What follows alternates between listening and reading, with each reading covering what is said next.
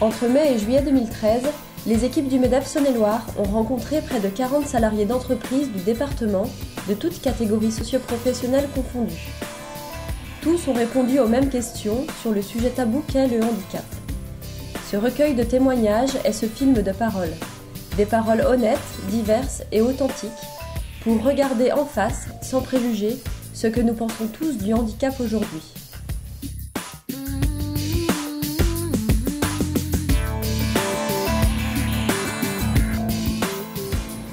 Débutons ce film en toute spontanéité.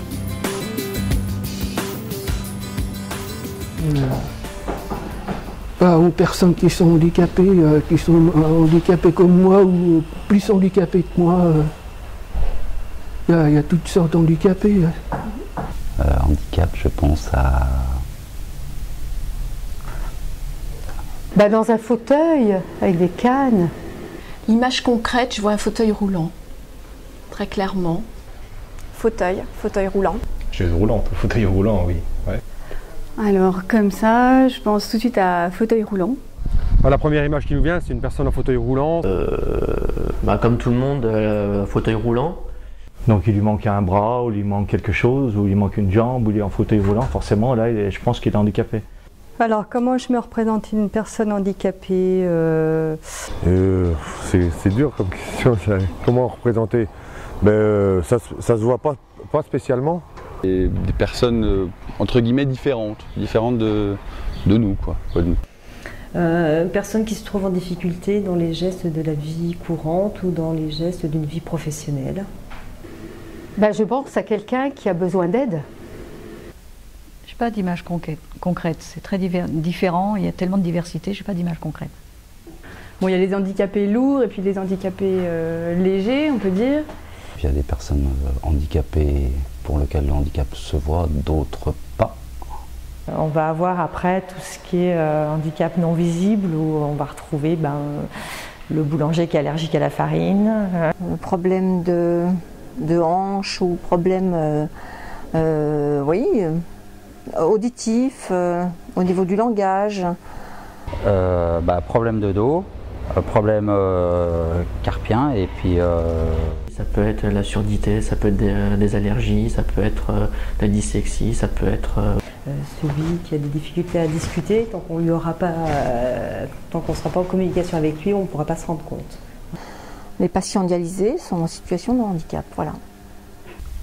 Je crois que l'alcoolisme doit être considéré comme handicap également. Donc alcoolisme. Peut-être le diabète ou un truc comme ça des fois, ouais, éventuellement. Ouais. Handicap, ce sera plutôt les défaillances mentales peut-être. Bon. Après, sur le handicap psychique, alors j'irais plutôt vers la trisomie. Les psychoses, la schizophrénie, les troubles du comportement. Et la dépression. Handicap à quoi je pense? À différence? À restriction. Adaptation. À diminution. Aménagement de poste. À autonomie. Difficulté à trouver du travail. Mais en fait, que sait-on véritablement du handicap? Essayons des questions simples pour voir.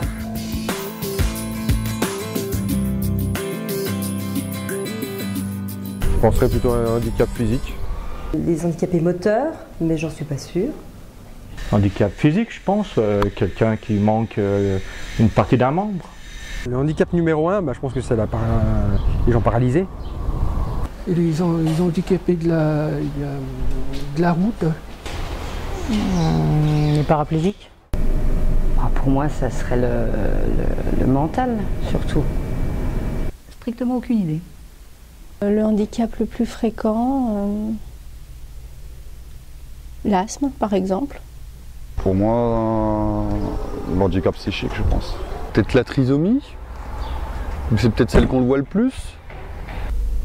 Le premier handicap, je dirais la surdité. Physique, par une claudication ou... Le mal de dos.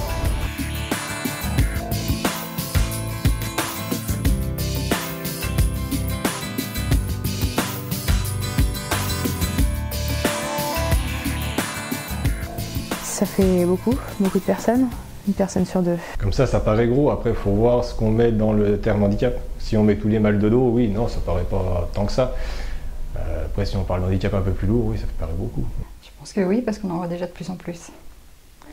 Et soit les accidents de la vie, soit de naissance, soit c'est vrai qu'il y en a de plus en plus. Une personne sur deux. Bah oui, si vous dites que le plus gros c'est le mal de dos, forcément oui. Une sur deux, je pense que c'est pas exagéré. Dès qu'on se blesse, dès qu'on se fait mal quelque part, enfin, on est handicapé pendant un certain temps. Une personne sur deux, oui, je pense que oui, à travers toutes les pathologies qu'on peut développer, les accidents qu'on peut avoir au cours de la vie. Je pense que c'est vrai. Je pense que c'est vrai parce qu'aujourd'hui il y a beaucoup de handicaps. Ça me paraît énorme, ça me paraît surprenant, mais pourquoi pas finalement. Ça me paraît énorme, ouais. Ça me paraît très énorme, ouais. J'aurais dit une sur 10, mais une sur deux, non.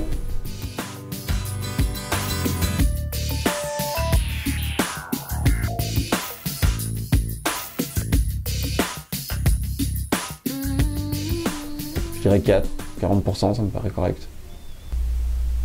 3. Moi, je dirais de naissance 0. Je dirais 5. 4. Je mettrais 4, 5, je pense. Je suis peut-être haute quand même. Je pense que c'est minime. De naissance, je dirais 1 sur 10. Je dirais 1 ou 2, pas plus. 2. Sur 10 oh, il ne doit pas en avoir beaucoup quand même. 2. Je vais dire 1. Je voulais dire 2, mais...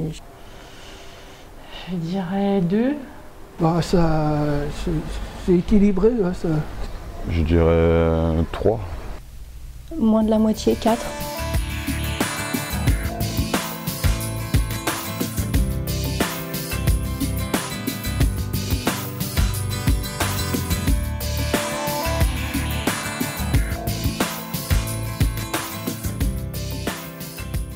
Au travers de ce film, nous avons pu constater que les connaissances et les représentations de chacun étaient différentes. S'impose alors une question évidente.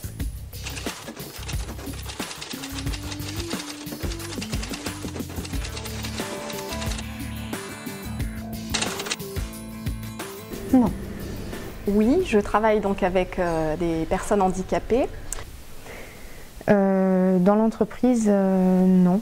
Enfin, je ne crois pas. Ou si, peut-être. Oui, je pense que oui, on a des personnes handicapées chez nous. Ici, non. Je suis le seul handicapé ici. Non, je ne travaille pas avec des travailleurs handicapés au sein de mon équipe en l'occurrence. Ou alors, je ne suis pas informée. Sur ce plateau-là, en l'occurrence, je ne travaille pas avec des personnes handicapées, mais j'ai travaillé avec des personnes handicapées sur d'autres plateaux et je côtoie, oui, des personnes handicapées sans entreprise. Pour moi, il n'y a pas plus de défauts chez un handicapé que chez un être valide. Après, c'est très subjectif. Le fait de ne pas égaler quand même les personnes valides, ça les frustre et ils se révolteraient peut-être plus facilement. Pour certains, le handicap est lié à un accident de la vie et peut être mal vécu et donc peut entraîner effectivement une frustration et une personne qui soit un peu moins patiente. C'est pas très beau ce que je vais dire, mais exactement, pour moi c'est à peu près les mêmes que les personnes âgées. C'est qu'on en arrive à un point où c'est pas parce qu'elles sont handicapées qu'on leur doit tout et qu'elles veulent être considérées comme tout le monde. Donc à un moment donné il faut assumer et il faut se mettre au même niveau que tout le monde, handicap ou pas. De se dire que la personne est beaucoup plus fragile et qu'elle sera peut-être plus souvent en arrêt de travail ou... Je dirais parfois agressif par rapport à leur handicap. Je pense que, comme tout le monde, il y a pour le moment des gens sympas et des gens moins sympas. Et genre, voilà, je pense que là, c'est pas lié au handicap, hein, c'est lié à la personne.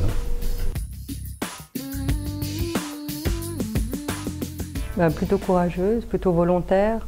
Je dirais l'ouverture d'esprit, s'adapter dans l'environnement. Aucune qualité ne me vient comme ça à l'esprit. Parce que pour moi, c'est des personnes qui sont tout à fait comme vous et moi. Je pense que ce sont des gens qui sont très forts mentalement. Persévérante, optimiste et puis combattante. Ça va dépendre du handicap, je pense, mais Donc on dit que les gens qui sont atteints de la maladie de la trisomie 21 souvent ont un affectif plus développé. Pour les personnes aveugles, qu'ils ont plus de sens au niveau du toucher ou de l'ouïe. Moi je dirais volontaire, souvent. Un grand désir de vivre et oui, une façon de voir le verre plein qui nous ferait du bien de temps en temps, je pense.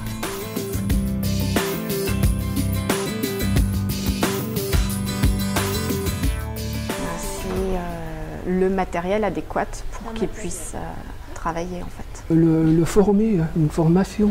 Les outils aussi pour aider la personne handicapée. Et que voilà, qu'il y a un bon suivi, je pense qu'il faudrait un bon suivi derrière, quoi, même après l'embauche. À tous les moyens possibles. Moi ce que j'aimerais c'est qu'on fasse tout le nécessaire pour que la personne ne se sente pas différente de moi, de mon autre collègue. Qui n'avons pas de handicap. C'est qu'elle travaille dans les mêmes conditions que nous. Voilà. Et après, si on a intégré l'entreprise, c'est qu'il a certainement envie d'apprendre. Donc normalement, ça ne devrait pas être très compliqué.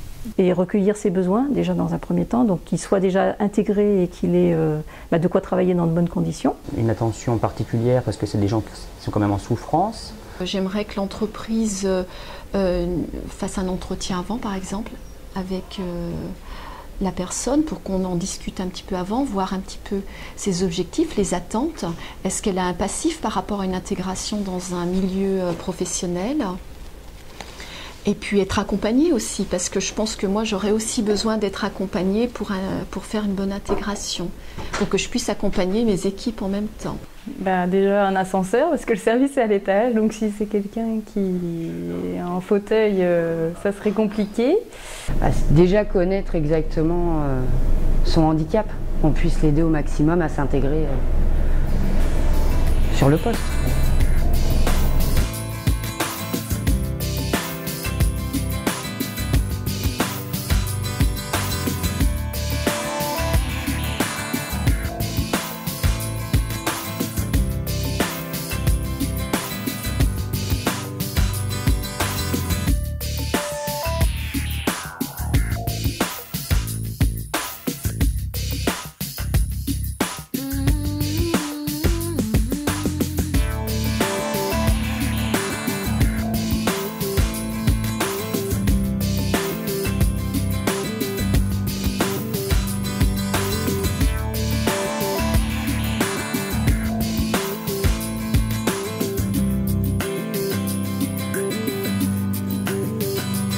La communication, le respect de beaucoup de choses. Ce qui manque dans le monde, c'est la compréhension. Il faudrait que les gens comprennent le handicap des autres et ne le montrent pas forcément que du doigt. Si on faisait un peu plus confiance à ces personnes, ça marcherait encore mieux. J'ai bien l'impression que ça fonctionne, moi, aujourd'hui. Aucune idée. Joker. Je pense que les recruteurs devraient prendre le temps quand même de recevoir des personnes handicapées.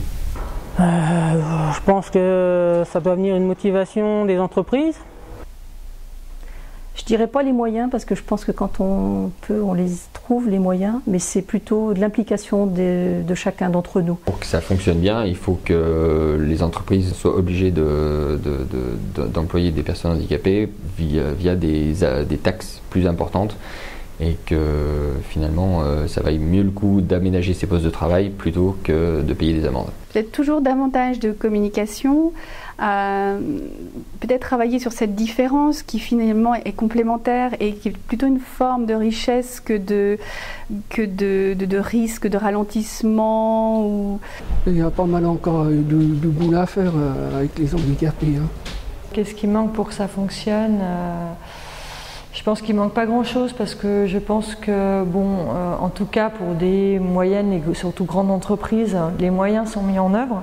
J'écarte vraiment les TPE, parce que je pense que les TPE sont bien loin de leurs soucis quotidiens, le handicap, et que là pour le coup, c'est l'impression que j'ai, qui est peut-être vraie ou pas, mais je pense qu'il y a effectivement peut-être plus de chômeurs en situation de handicap, et que parmi eux, je pense qu'il y a un manque de qualification, un manque de formation qui est important, et j'ai plutôt l'impression que c'est ça qui leur ferme les portes plus que leur handicap aujourd'hui.